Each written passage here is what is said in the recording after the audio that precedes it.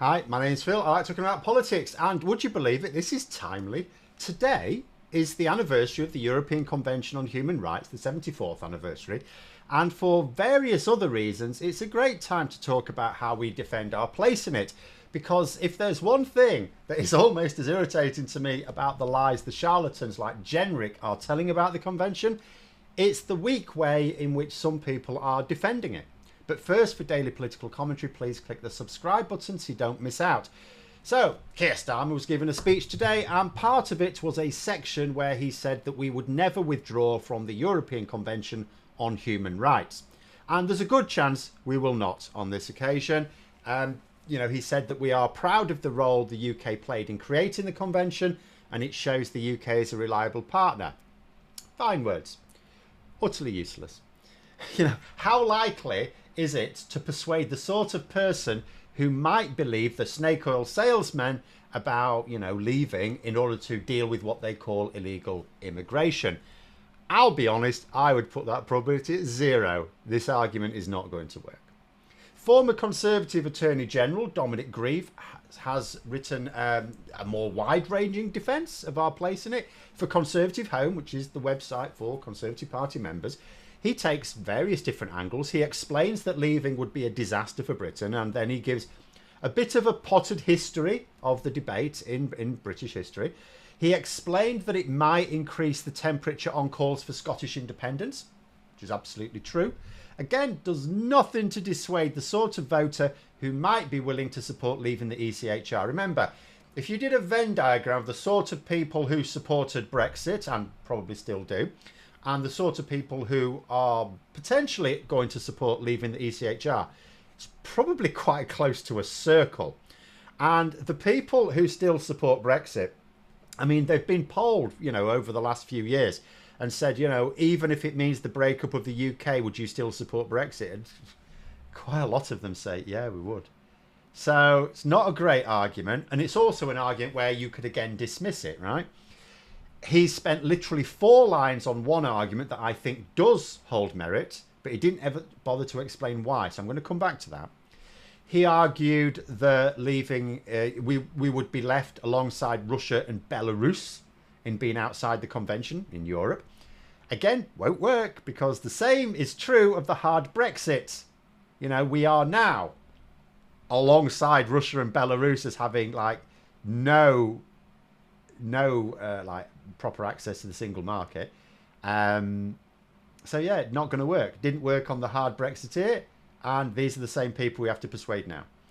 Then he started to talk about the problems we'd have defending our borders. Ooh, they like borders, right? Okay. Because we'd lose links with international policing and extradition systems and so on. And you go, yeah.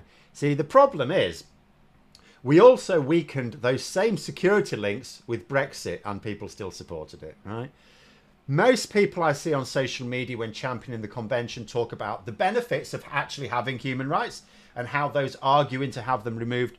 They're not doing it to screw over a few asylum seekers. They're doing it to screw over the rest of us. And this is correct. I've made the same point myself. But it is also, in the grand scheme of things, another worthless argument. Those advocating for leaving the ECHR will claim, no, we don't have a beef with human rights laws. Human rights laws are absolutely fantastic. I mean, we came up with them, for goodness sake. They've only got a beef with the foreign court making judgments on it instead of a British court. And yes, the European Court of Human Rights is not a foreign court. And yes, it was the British court in London that said that the Rwanda scheme was illegal, and it wasn't just based on the ECHR. But you try telling ordinary voters interested in this policy that, right? They will claim that they just want us to leave the convention and set up our own Bill of Rights and have them decided by the British Supreme Court. You will never persuade them that this is not going to happen. That the Bill of Rights which emerges will be much weaker than the Human Rights Act we have now. You will never persuade them of what the real intentions of these charlatans are, because you cannot prove someone is lying about future intentions until you've seen that future. But by then it is too late. To put their honesty to the test requires us to leave. And as supporters probably won't even insist that the Bill of Rights is in place before we leave. And even if it were, even if it had to be in place, what is to stop the Tories, who'd have to be in government at this point, remember, because Labour are not going to do this, what if they simply amended it over the next few years? Oh, we're just going to tweak it. Yeah, it's all right. It's all right. We're just a few little tweaks just to, you know, fine tune it until it's all but worthless. No, none of these arguments will work. We've already seen that from Brexit, and it's the same people, right? So what might work? I say might because, of course, I can't see into the future. I don't know what will definitely work. But something that Dominic Grieve did mention in his article is something I've mentioned a few times before, and it's definitely the main line I would take. Robert Jenrick has told quite a lot of lies about the ECHR. Almost all of them are provable, but most people aren't going to bother to read the proof, right?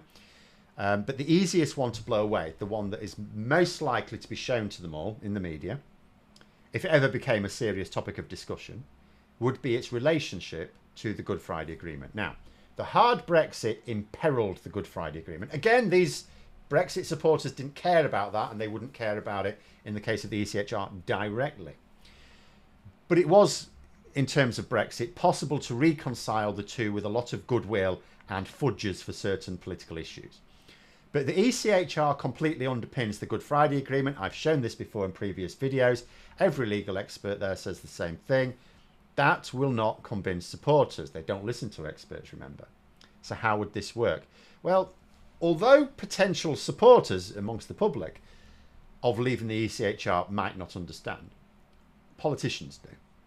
And that includes politicians in the European Union and the United States.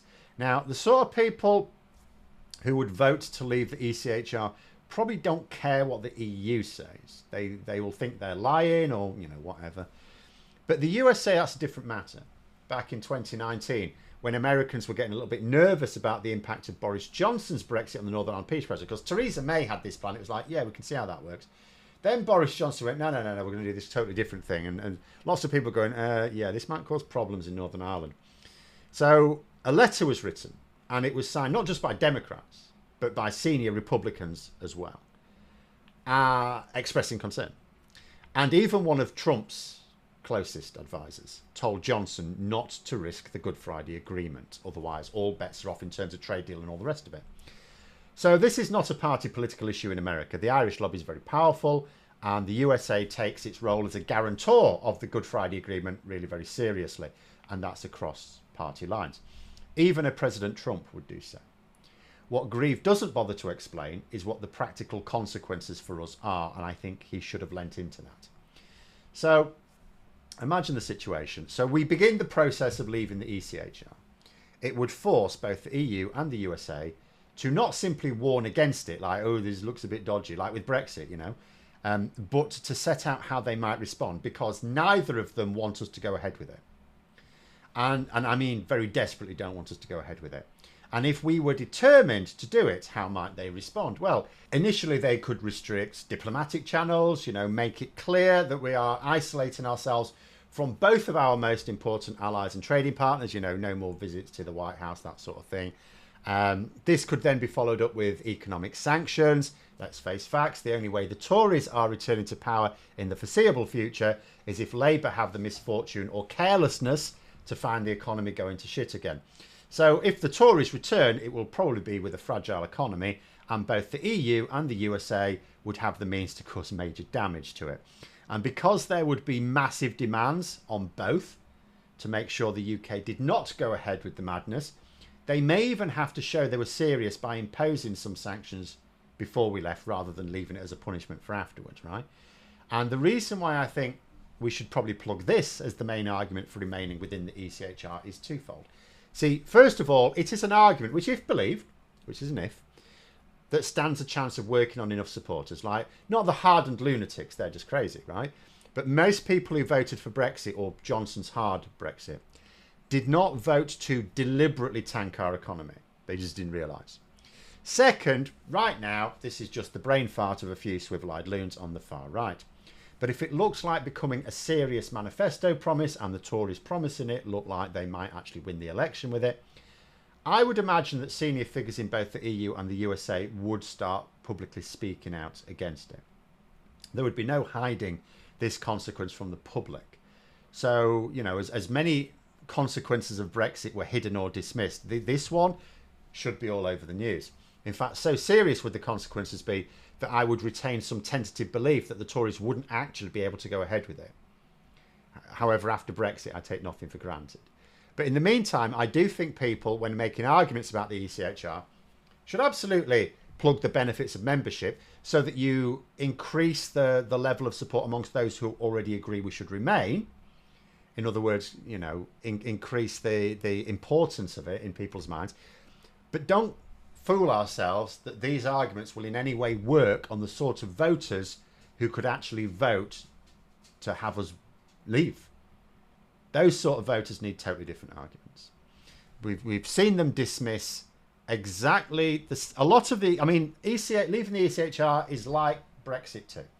And a lot of the arguments used for leaving it were the same arguments used for leaving the EU.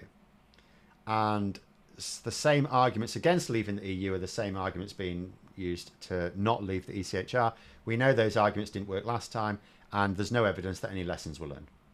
But there we are. Those are my thoughts. Let me know yours in the comments below. If you enjoyed the video, please click the like button. And if you'd like to support the channel further, you can click the join button for memberships. Thanks for watching. And until next time, I'll see you later.